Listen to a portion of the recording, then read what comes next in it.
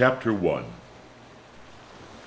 The words of the preacher, the son of David, king in Jerusalem. Vanity of vanities, saith the preacher. Vanity of vanities, all is vanity. What profit hath a man of all his labor which he taketh under the sun? One generation passeth away, and another generation cometh, but the earth abideth forever. The sun also ariseth, and the sun goeth down, and hasteth to his place where he arose. The wind goeth towards the south, and turneth about unto the north. It whirleth about continually, and the wind returneth again according to his circuits. All the rivers run into the sea, yet the sea is not full. Unto the place from whence the rivers come, thither they return again. All things are full of labor. Man cannot utter it. The eye is not satisfied with seeing, nor the ear filled with hearing. The thing that hath been, it is that which shall be, and that which is done is that which shall be done, and there is no new thing under the sun. Is there anything whereof it may be said, See, this is new? It hath been already of old time, which was before us. There is no remembrance of former things, neither shall there be any remembrance of things that are to come with those that shall come after. I, the preacher, was king over Israel in Jerusalem, and I gave my heart to seek and search out by wisdom concerning all things that are done under heaven. This sore travail hath God given to the sons of man to be exercised therewith. I have seen all the works that are done under the sun, and behold, all is vanity and vexation of spirit. That which is crooked cannot be made straight, and that which is wanting cannot be numbered. I communed with mine own heart, saying, Lo, I am come to great estate, and have gotten more wisdom than all they that have been before me in Jerusalem.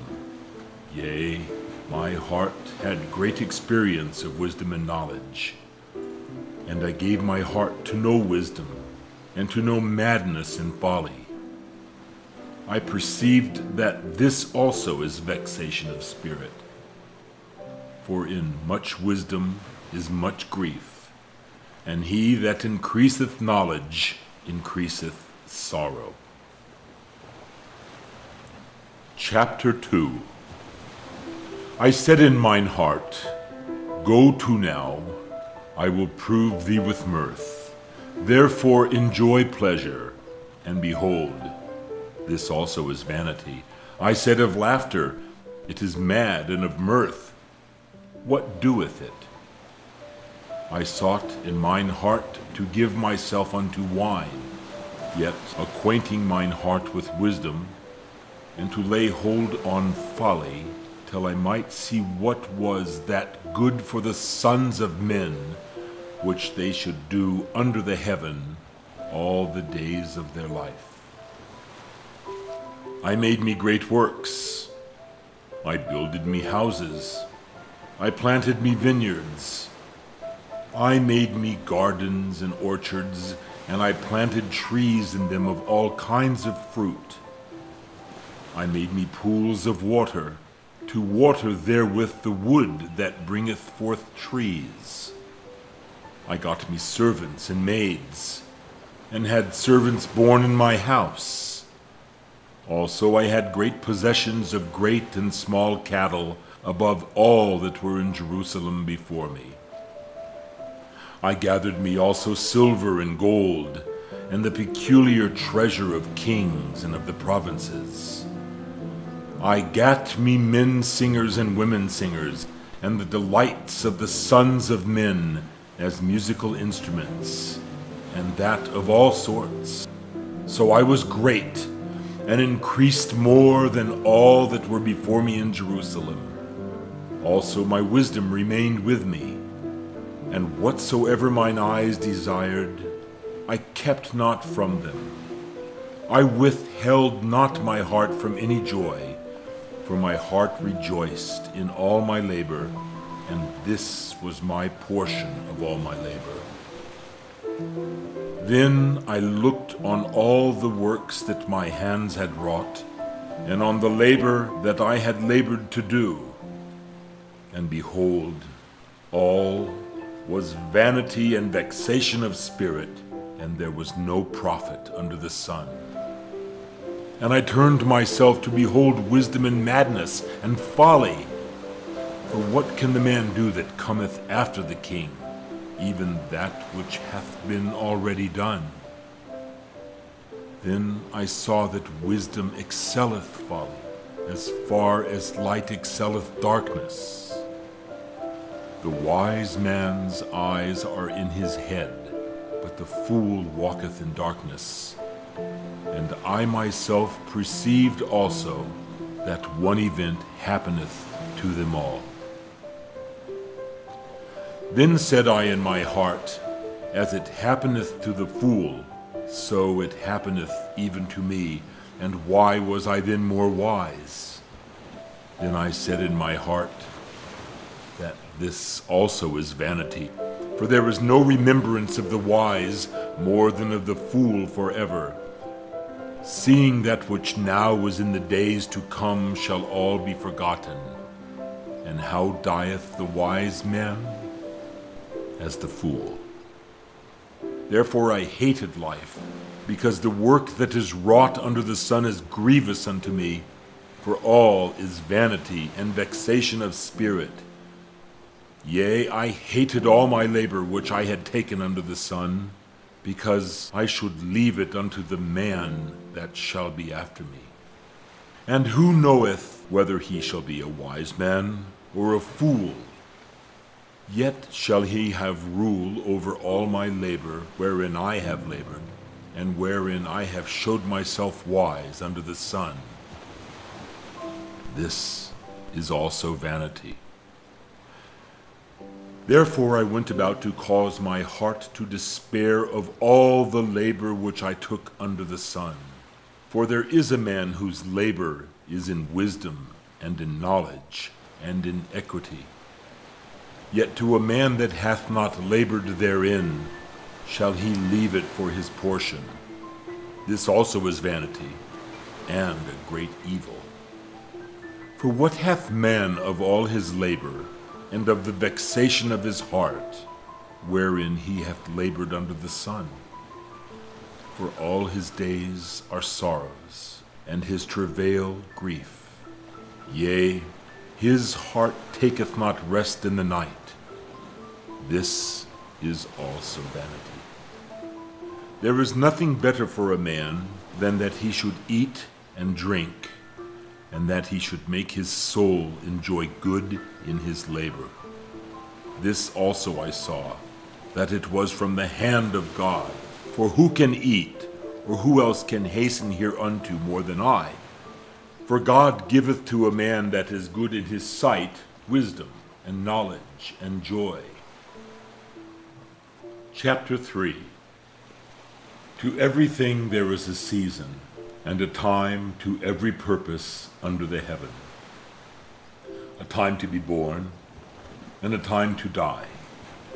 A time to plant, and a time to pluck up that which is planted. A time to kill, and a time to heal.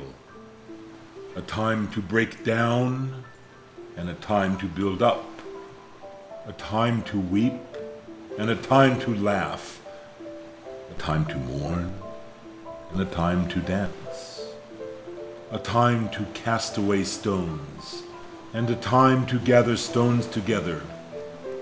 A time to embrace, and a time to refrain from embracing, a time to get, and a time to lose, a time to keep, and a time to cast away, a time to rend, and a time to sow, a time to keep silence, and a time to speak, a time of love and a time of hate, a time of war and a time of peace. What profit hath he that worketh in that wherein he laboureth? I have seen the travail which God hath given to the sons of men to be exercised in it. He hath made everything beautiful in his time. Also, he hath set the world in their heart, so that no man can find out the work that God maketh from the beginning to the end. I know that there is no good in them, but for a man to rejoice and to do good in his life. And also that every man should eat and drink and enjoy the good of all his labor. It is the gift of God. I know that whatsoever God doeth, it shall be forever. Nothing can be put to it, nor anything taken from it, and God doeth it that men should fear before him. That which hath been is now, and that which is to be hath already been, and God requireth that which is past. And moreover I saw under the sun the place of judgment, that wickedness was there, and the place of righteousness, that iniquity was there. I said in my heart, God shall judge the righteous and the wicked, for there is a time there for every purpose and for every work. I said in my heart concerning the estate of the sons of men, that God might manifest them, and that they might see that they themselves are beasts. For that which befalleth the sons of men befalleth beasts. Even one thing befalleth them. As the one dieth, so dieth the other. Yea, they have all one breath, and so that a man hath no preeminence over the beast, for all is vanity. All go unto one place. All are of dust, and all turn to dust again. Who knoweth the spirit of man that goeth upward, and the spirit of the beast that goeth downward to the earth? Wherefore I perceive that there is nothing better than that a man should rejoice in his own works, for that is his portion. For who shall bring him to see what shall be after him? Chapter 4. So I returned and considered all the oppressions that are done under the sun. And behold, the tears of such as were oppressed, and they had no comforter. And on the side of their oppressors there was power, but they had no comforter. Wherefore I praised the dead, which are already dead, more than the living, which are yet alive. Yea, better is he than both they, which hath not yet been, who hath not seen the evil work that is done under the sun. Again I considered all travail, and every right work, that for this a man is envied of his neighbor. This is also vanity and vexation of spirit. The fool foldeth his hands together, and eateth his own flesh. Better is an handful with quietness, than both the hands full with travail and vexation of spirit. Then I returned, and I saw vanity under the sun. There is one alone, and there is not a second, yea, he hath neither child nor brother. Yet is there no end of all his labor, neither is his eye satisfied with riches. Neither saith he, for whom do I labor, and bereave my soul of good? This is also vanity, yea, it is a sore travail. Two are better than one, because they have a good reward for their labor. For if they fall, the one will lift up his fellow. But woe to him that is alone when he falleth, for he hath not another to help him up. Again, if two lie together, then they have heat. But how can one be warm alone? And if one prevaileth against him, two shall withstand him, and a threefold cord is not quickly broken. Better is a poor and a wise child than an old and foolish king, who will no more be admonished. For out of prison he cometh to reign, whereas also he that is born in his kingdom becometh poor.